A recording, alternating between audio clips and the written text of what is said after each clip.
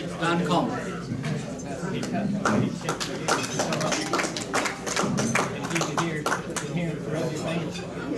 Welcome, Don. You get all the applause and credit today. So thanks for being here.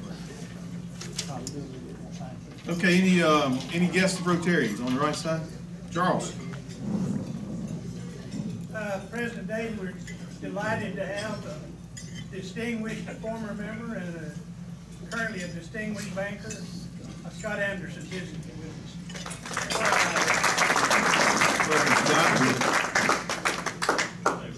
Charles.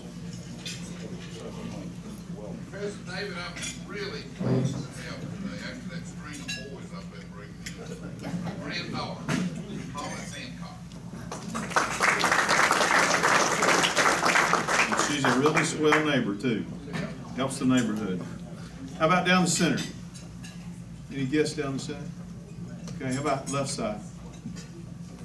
Okay, any other visitors in the dining room? Okay. Meg Locke has our Rotary moment.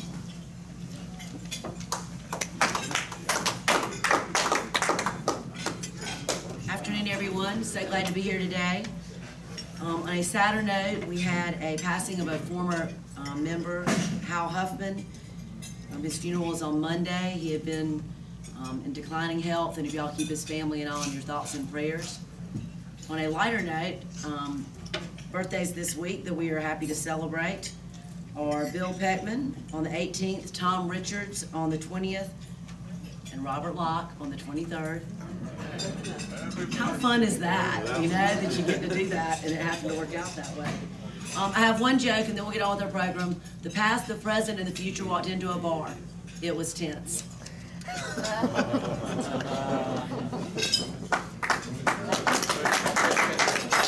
Well, she is new at the job, so it'll work. Some of you missed last week. Some of you really hate you missed, Frank. Well, we had a good time. I think everybody really enjoyed the meeting last week, and thank you so much for. Oh, that's right. Nick was the. Yeah, I've already heard. You were the #1 person that didn't attend last week. So, but we're glad you're here. Both of you are here today. But anyway, thanks so much for making it you know, really good meeting for the governor. And I think he enjoyed being here, and we made the meeting fun, I thought, and that's what we want to do every week. And we're going to work on attendance. We actually we had another strategic plan meeting just this week, and we spent about a whole hour on talking about engaging members and being more involved and getting our attendance back up where it needs to be.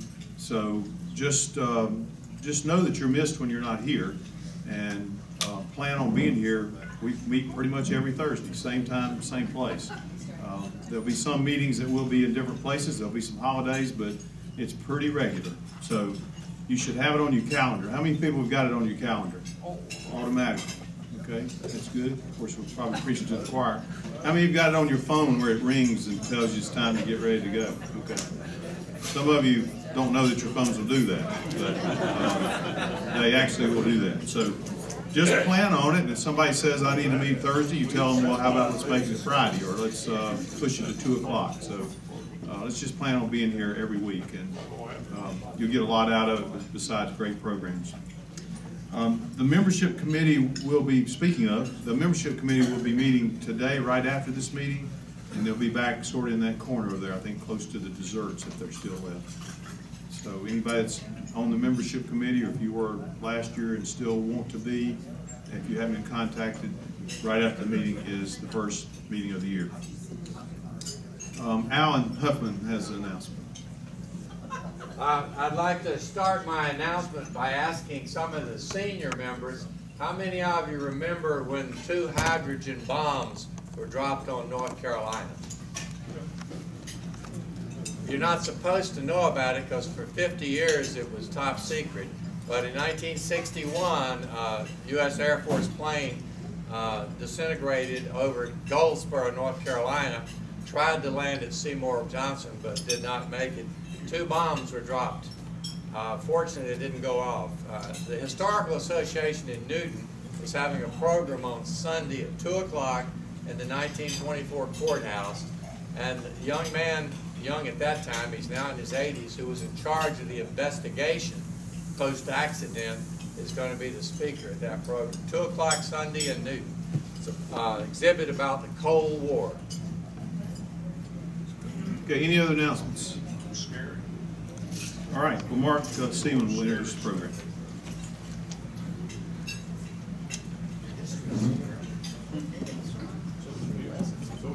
All right, this is going to be a short introduction. First off, just to assure everybody, I'm not taking every other program. While we were getting everything settled, we had a few people email us and ask to do programs, and so I've just taken those first couple ones.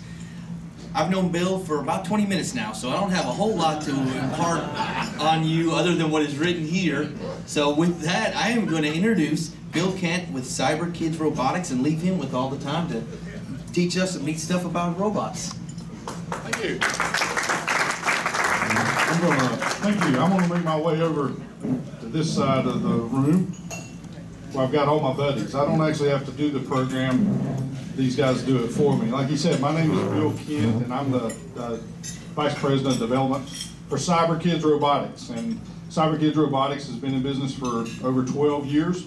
And we are a nonprofit organization, and our goal is to expand STEM education all across North Carolina and South Carolina. And for those of you that aren't familiar with the term STEM, it's an acronym that stands for science, technology, engineering, and math. And so the goal is to get students jazzed and excited about those 4 areas, and we do that through robotics.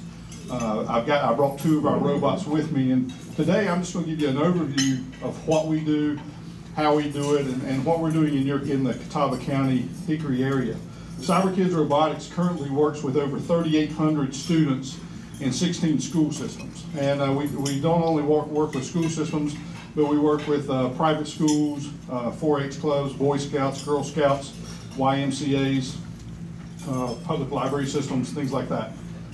Every elementary and middle school in Gaston, Lincoln, Burke, and Cleveland counties has at least one Cyber Kids Robotics team. And these teams work all year with our robots, and then at the end of the year they compete in statewide. There are also national competitions that they can go compete in. And for the past 7 years at the state level, Cyber Kids Robotics has had at least one championship team across the state of North Carolina. So, you know, we're not only is our program widespread, but we've got some very, very talented and good students that we're working with. So we've had success because of our students and because of the work that we do with them. Cyber Kids Robotics basically has 4 robotics programs we offer. Our first and elementary robotics program is our Lego robotics program. And I brought one of the robots with me. In this program, the robot has to be made 100% out of items manufactured by Lego Corporation. And so these are very advanced Lego pieces. They're programmable, and the students build Legos like that. Our second program is an FTC robotics program. Those robots are made out of metal. Looks kind of like an erector set if you had that type of toy when you were young. The FTC robots are controlled via remote control. The cool thing about the FTC program is there are 4 robots in the arena at the same time. So your strategy can be to crash into the other robot or disable the other robot. So if you get 7th and 8th grade boys and girls and give them a robot that they can crash into other robots, you've got their attention for some time. Our third program is our Cyber Droid program, and this is one of our Cyber Droids I brought with me. These robots cost $16,000 a piece. Cyber Kids Robotics has 10 of them. We make them available to the schools that we work with. This robot can speak 21 different languages. It can walk, it can talk, it can pick things up with its hands. I could actually program this robot to recognize every face in the room, and it would call you by name the next time it saw you. It does facial recognition, voice recognition, very, very advanced robotic system. And our newest program is our Cyber Drones program. We actually teach students to build a flying robot. Our drones can go up to 1,000 feet in the air. Due to FAA regulations, we keep them under 400 feet. But the students program them to fly in piloted mode. They also have to program the drones to fly using GPS coordinates. And so they have different challenges and missions they do with our drones program. And this is what one of our robotics competitions looks like. This competition here is actually at CVCC here in Hickory. You can see we got lots of students from all over Western North Carolina. Every year in April, we host a Western North Carolina Robotics Championship.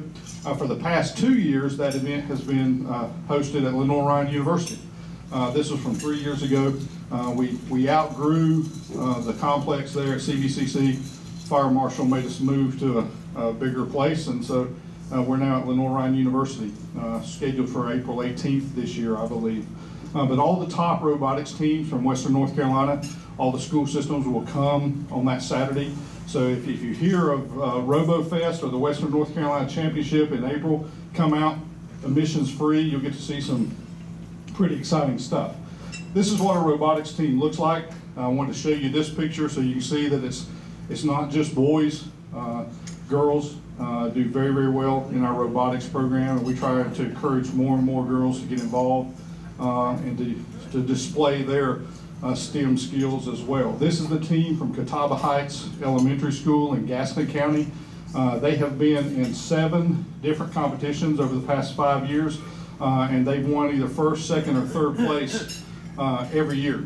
Not just these same students, but the school and the students at the school. They have a very, very active robotics program. And this is what a Lego robot in competition looks like. They have a table that the team has to build and design and program the robot, and then the robot has to solve missions and solve problems that are on the table. And for example, in this picture, you'll see the yellow pickup truck. The robot has to go retrieve that truck, get the items out of the back of the truck, and then deliver the items to the little kitchen table that you see in the bottom left corner. So it's those kind of missions and those kind of skills and problems that these teams are having to solve. And when they go to competition, they only have 2 minutes and 30 seconds to solve as many missions or as many problems as they can. This is what our FTC robot looks like. I didn't bring one with me today, but it's a metal robot. You can see on the right, looks kind of like an erector set. The competition arena is on the left, and can be up to 4 robots in that competition arena at the same time, competing to score points and to solve problems. This is our CyberDroid robot. Our CyberDroid robot is, like I said, it's a humanoid robot. The students program the robot to solve human problems. For example, you can see they program the robot to do the Rubik's Cube. They also program the robot to write every letter of the alphabet or to write a short message on a dry erase board. We've had a team from Jacobs Fort Middle School here in Catawba County program the robot to climb a step ladder, some things like that. Pretty amazing stuff that you see these robots do. I have an example here. This is the CyberDroid team from Sherwood Elementary School down in Gaston County programmed this robot to do the Cupid Shuffle. And you're going to see here in just a second that it's a very complex program. The robot starts out moving across one plane of motion, and then it'll move. They eventually got the robot moving across 3 planes at the same time, which we've got systems engineers working for our company that have a hard time doing that. And so the students learned about balance, about center of gravity.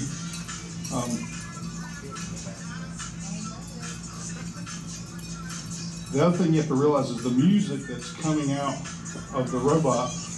They actually had to program the robot to play the music, play the words, and do the movements at the same time.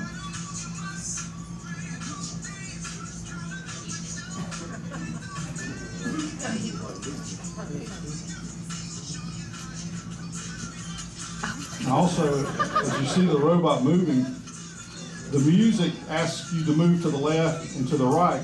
Well, the robot was listening for those words, and it moved to the left and it moved to the right based on voice commands. And so it's also, if you notice the young man in the back, he's really into it. And so that's the kind of thing you see students do with our Cyber Droids program. This is our Cyber Drones program. This is a tricopter. You can see the drones are about the size of a zero on a football field. Students have to build them from scratch, and then they fly. We also have a feature on these drones where we can put an altitude hold on them, so that if you do not want it to go over 20 feet in the air, we can put a safety mechanism on that. So every athletic director that I come in contact with, if we're using their football fields or baseball fields, the first thing I want to do is make sure our drone's not going to fly into the stadium lights. And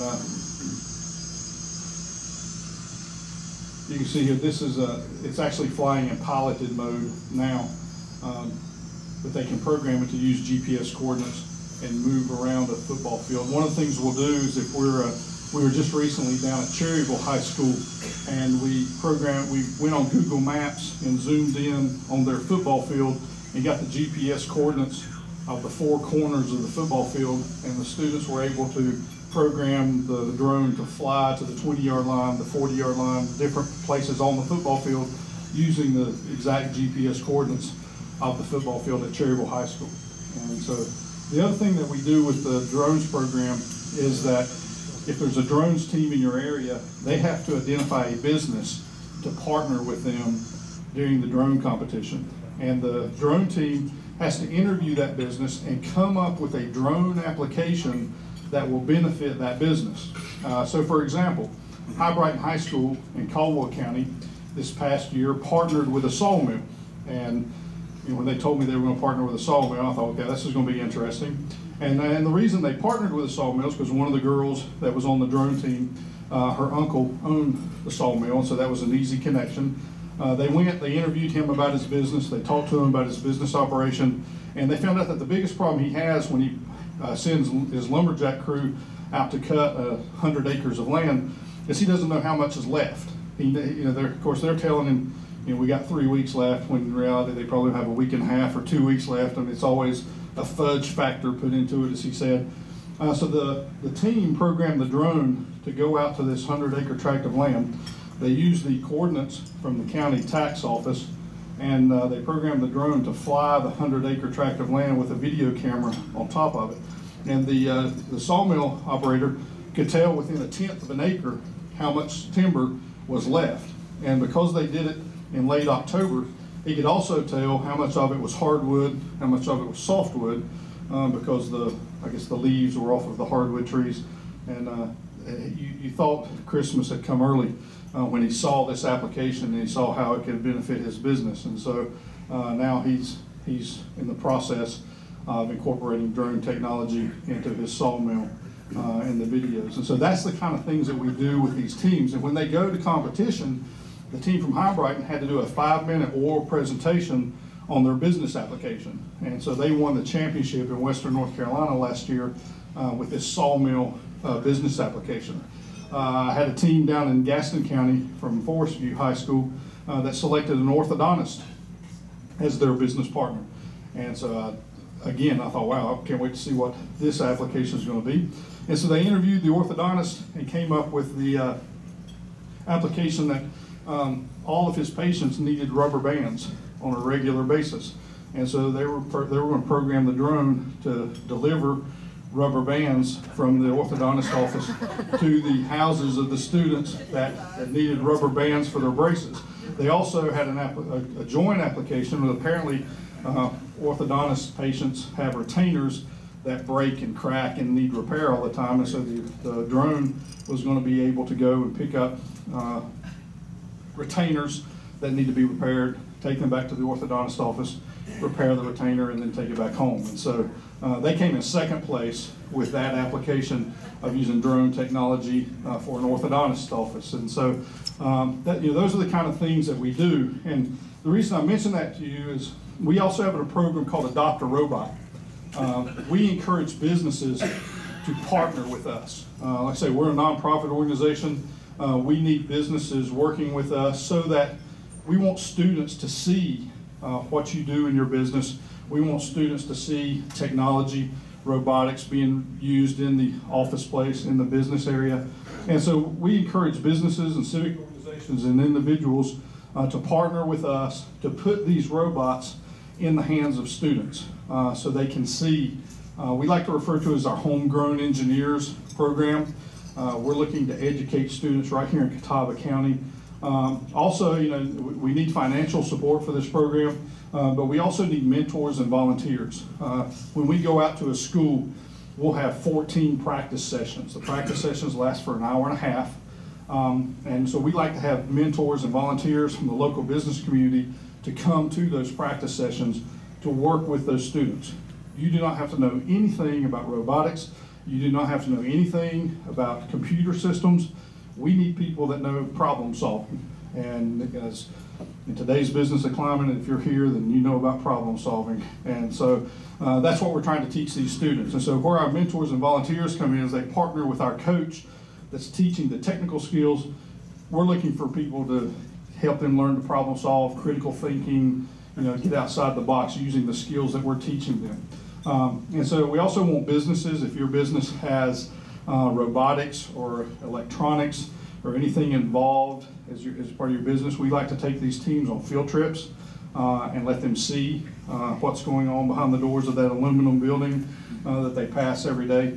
We want them to realize that, you know, you can live and work right here in Catawba County, get an education, and there are lots and lots of engineering jobs and STEM-related jobs right here in Catawba County. They don't have to go to Silicon Valley or Research Triangle or places like that. And so that is our emphasis, and that's why we want to partner with businesses like you. And so there's lots and lots of opportunities for that type of work. Here in Catawba County, we just recently got a grant, and for the upcoming year, starting in September, we will be having a robotics team at every branch of the Catawba County Library here in Catawba County. And so we're going to need mentors and volunteers to help us work with those students through the public library system here in Catawba County.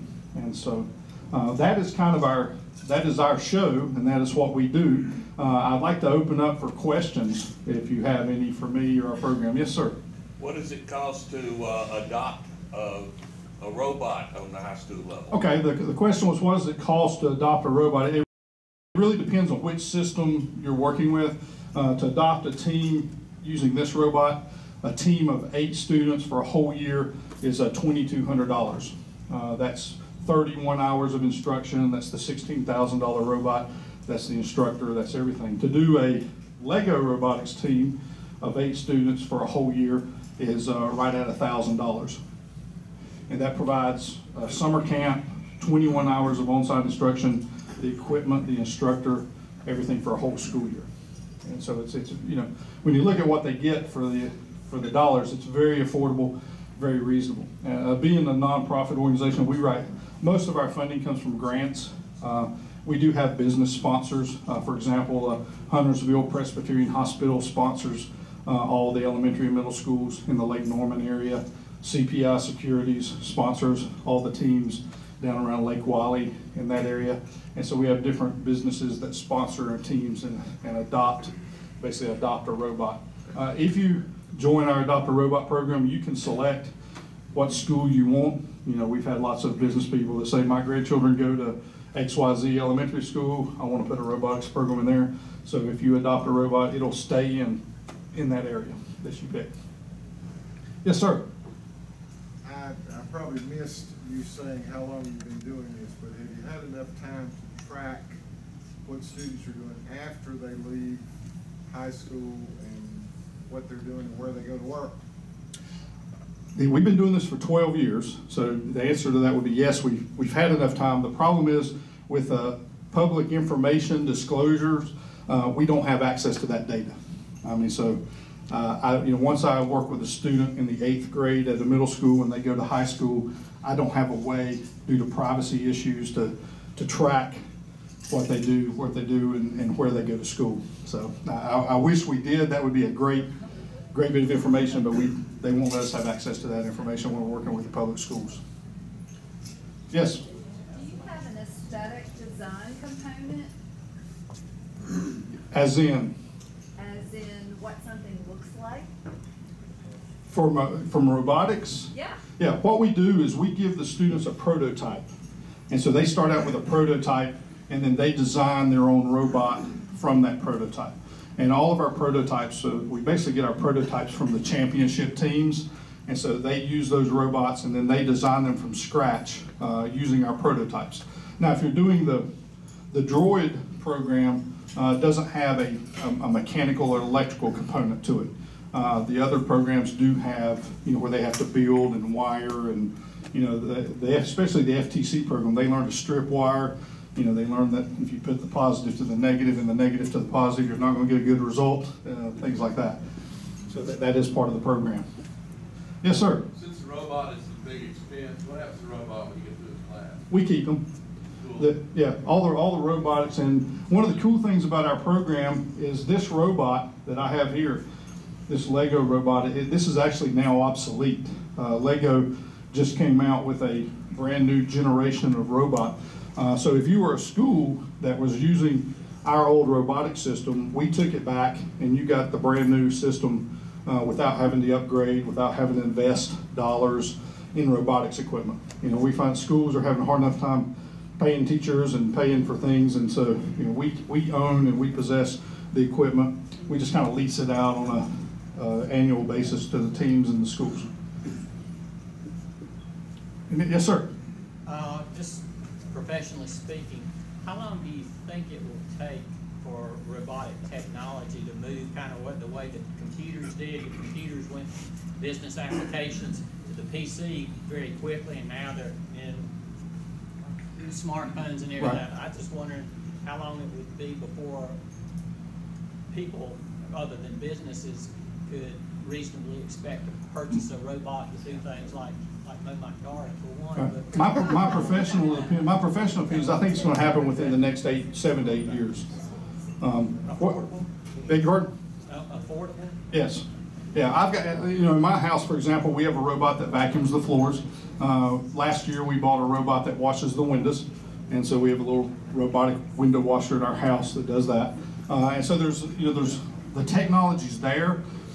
What you're going to find, especially with drone technology coming to the forefront, you're going to see robotics kind of take off the same way PCs and cell phones did. I mean, that's kind of that's going to be the next big market. And so, I was telling the gentleman when I came in, I started out, I graduated from Wake Forest with a degree in accounting.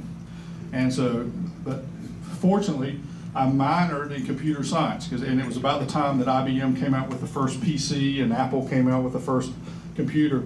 And the very first day I was hired, they didn't care anything about me passing the CPA exam, being an accountant. I became a systems engineer. And so I worked for Price Waterhouse for 6 years, and then I worked for IBM and then Sealand Container, and my whole life I studied and trained to be an accountant. Except for my in-laws, I haven't done much accounting. So at tax time, I do the tax returns, and that's about it. And so it's just evolving so fast. The PC market, I mean, it's basically, in my lifetime and in your lifetimes, the PC market started from nothing, and now desktop computers are pretty much obsolete. I mean, you don't see anybody going out to a computer store buying a desktop computer anymore.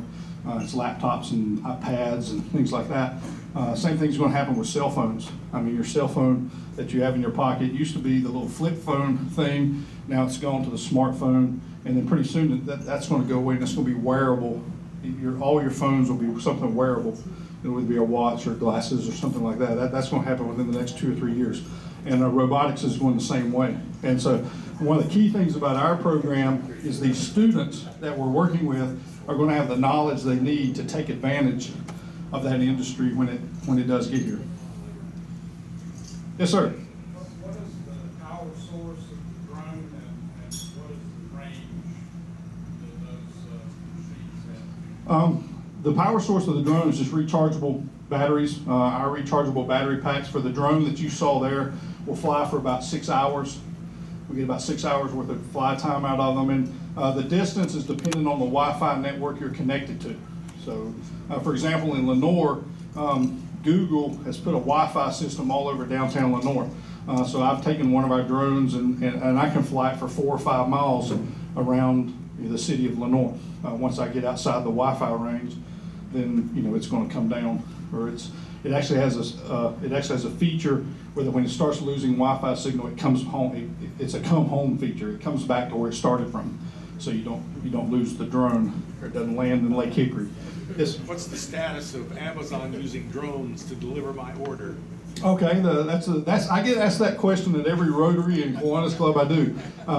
That's all dependent on the government. I mean, right now there's a ban on using drones for commercial activity. So if you have a business like our sawmill operator, he's allowed to use drones within his business. He's not allowed to use drones to deliver wood or to deliver invoices or cross over business to business type transactions. And the FAA has said it's going to be a couple years before they come up with the guidelines and the restrictions and all those kind of things. And so, but our position is that we're moving forward with educating these students, letting people know what are some business applications that we can use, so that once the guidelines are there, businesses are ready to put it in place. But I think it's probably going to be 8 years out before you see Amazon and Google and eBay and those places using it really commercially. Yes, sir. Bill, we have some powerful athletics people in this room, professional baseball team owners, university athletic directors, and others. You might want to share what our professional South Korean baseball team is doing. We were having a conversation ahead of time. There's a minor league baseball team in South Korea that the attendance is terrible. They can't get people. The ball team's actually pretty bad. And so what they did was they put robots in each of the seats in the stadium. And you can pay a price and you can have your own robot watch the game for you. And so from home, you're controlling this robot that's sitting in your seat on the third base line, and you can watch the baseball game in South Korea and you can control it. And the robots actually have gloves on their hands, and if your robot catches a foul ball or catches a home run or something, then you win $1,000. And so what it's done is their attendance has skyrocketed because people are wanting to watch baseball through their robot from the comfort of their home and try to win $1,000. And a couple of the people that have won $1,000, they've gotten Michael Jackson-like status in South Korea. I mean, it's a big deal if you catch one of these foul balls with your robot. You're like an immediate celebrity. So it's a huge thing in South Korea. And so yeah, that's. I don't know that I don't know if I'm a Braves fan, so I don't know if we're going to see Turner Field with robots all over the place. But stranger things have happened. Anyone else? How about a left-handed pitcher? You got any left-handed? Somebody has asked me, what can this robot do? And I've pretty much always told them it's the limit's up here. I mean, I tell the first thing I tell students is robots don't make mistakes. This robot sitting on this table is as close to a perfect being as you can get. It'll do what you tell it to do over and over and over and over again. So if you can program it to throw a left-handed slider, then it's going to do that. And one of the things that we do with this robot, one of the first things we do is the team has to program the robot to introduce everybody on the team. So if you come to one of our CyberDoors competition, the students are going to be standing back, not saying a word. The robot's going to be introducing everybody on the team. The second thing we do is they have to program the robot to simulate a sporting event. And so there are lots of teams, lots of students that have programmed the robot to throw a ball, hit a ball, things like that. So it's kind of the sky's the limit with these robots. Anyone else? Well, thank you for letting me come out and bring my friends. I hope I piqued your interest in STEM education. And I'm going to be up here afterwards if you want to come talk to me. I've got some business cards. We would love to partner with any of your businesses to work with schools and students in Catawba County, and also with the public library system. We're getting ready to start that program, and I appreciate the opportunity to come talk to you. Thank you, Bill. Appreciate that. And we'd like to give you a copy of our 4-week test. Thank you. That's part of what we do as Rotarians. Appreciate that. Thank you. Tony is on the spot with our raffle. This is gonna be my new best friend. We took in $65 today. We have 39 cards, 1 joker, and the total is $876. Number is 552345. Wow, that's close. 552345.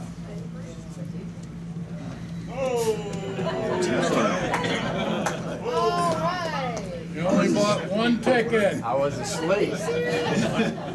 You better let the robot read that number.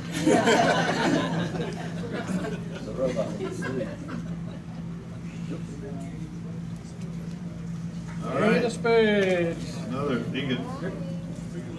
All right, we live to meet again.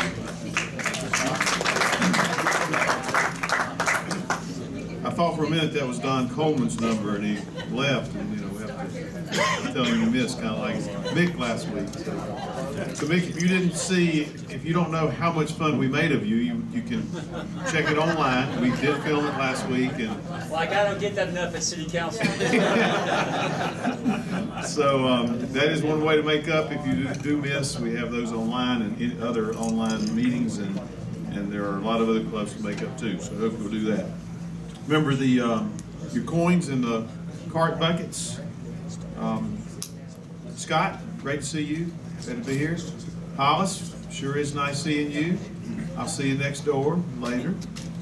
And brighten up that corner. And any other announcements before we leave? Okay, if you'll rise before we test. Of the things we think, say, and do, is it the truth? We're all concerned